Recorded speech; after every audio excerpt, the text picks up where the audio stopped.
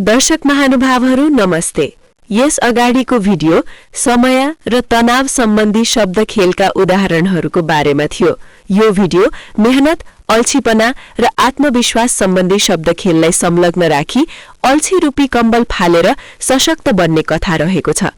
आज म तपाईलाई एउटा रमाइलो तर गम्भीर कथा सुनाउँदैछु। यो कथा हो सागर नामको उद्यमीको। दृश्य 1, कम्बल र सपना। सागर ठूलो कम्बल ओढेर ओछ्यानमा पल्टिएको छ।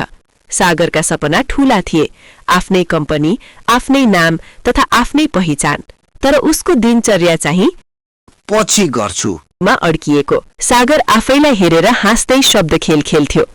अल्छीपना त्यस्तो कम्बल हो जति बेरे पनि न्यानो लाग्छ तर बाहिर निस्कन मन लाग्दैन।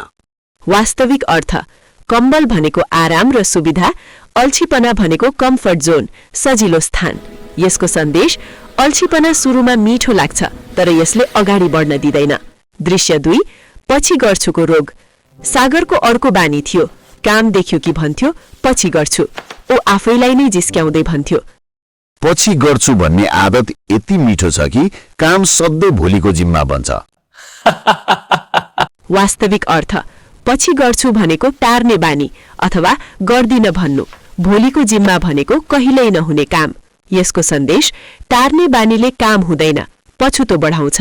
दृश्य 3, आलस्य र अलार्म। एक दिन सागरले जिम जाने निर्णय गर्यो, तर बिहान अलार्म बज्यो, मनले भन्यो स्नुज। त्यसै बेला उसले भन्यो आलस्यले कामलाई स्नुज मोडमा राख्छ, तर जिन्दगीको अलार्म कहिल्यै स्नुज हुँदैन।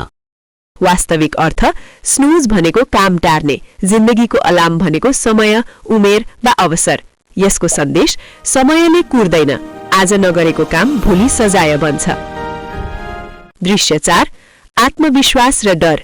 सागरले कम्पनीको योजना बनाउन थाल्यो, तर डर आयो। असफल भए भने उसले ऐनामा हेरेर भन्यो आत्मविश्वास त्यस्तो ऐना हो जसले आफै भित्रको शक्ति देखाउँछ। वास्तविक अर्थ ऐना भनेको आत्मचिन्तन, आत्मविश्वास भनेको आफूमा भरोसा। यसको सन्देश शक्ति बाहिर होइन, आफै भित्र हुन्छ। सागरले डरलाई पनि शब्द खेलले जिस्क्यायो। डर त्यस्तो छाया हो जति पछाडि हट्यो उति ठूलो, अगाडि बढ्यो भने हराउँछ। वास्तविक अर्थ डर भनेको नदेखिने डर, छाया भनेको भ्रम। यसको सन्देश डर भाग्दा बढ्छ, सामना गर्दा घट्छ। दृश्य 5, मेहनतको बिउ। अब सागरले काम सुरु गर्यो, सानो कदम तर नियमित। उसले भन्यो मेहनत त्यो बिउ हो, धैर्यले सिच्यो भने सफलताको रुख बन्छ। वास्तविक अर्थ बिउ भनेको सानो प्रयास, रुख भनेको ठूलो सफलता। यसको सन्देश सानो प्रयासलाई निरन्तरताले ठूलो बनाउँछ। सागर हाँस्दै शब्द खेल थप्छ अल्छी दिमाग त्यस्तो कम्प्युटर हो जसमा अपडेट कहिले चल्दैन। वास्तविक अर्थ अपडेट नहुनु भनेको समय अनुसारको सिकाइ नहुनु। अल्छी दिमाग भनेको परिवर्तन नचाहने सोच। यसको सन्देश जसले आफैलाई अपडेट गर्दैन उही पछाडि पर्छ। दृश्य 6, आत्मविश्वासको चस्मा। आज सागरको आफ्नै कम्पनी छ, कम्बल ओछ्यानमै छ, ऊ सपनामा छैन। ऊ भन्छ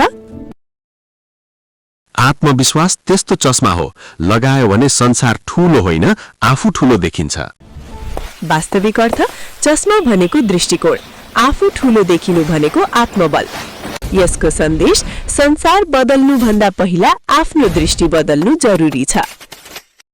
यो कथा सागरको मात्र होइन। यदि तपाई अझै पछि गर्छु भन्ने कम्बलमा बेरिनु भएको छ भने आजै कम्बल फाल्नुस्। दर्शक महानुभावहरू, यो भिडियोको उद्देश्य मेहनत, अल्छीपना र आत्मविश्वासको बारेमा बताउनु भन्दा पनि यस सम्बन्धी शब्द खेलहरू के कस्ता हुन सक्दछन् भन्ने रहेको छ। अर्को भागमा हामी मोबाइल र डिजिटल डिटक्सको झन रमाइलो शब्द खेल लिएर आउनेछौँ। लाइक, शेयर र सब्स्क्राइब गर्न नबिर्सनुहोस्। धन्यवाद, नमस्ते।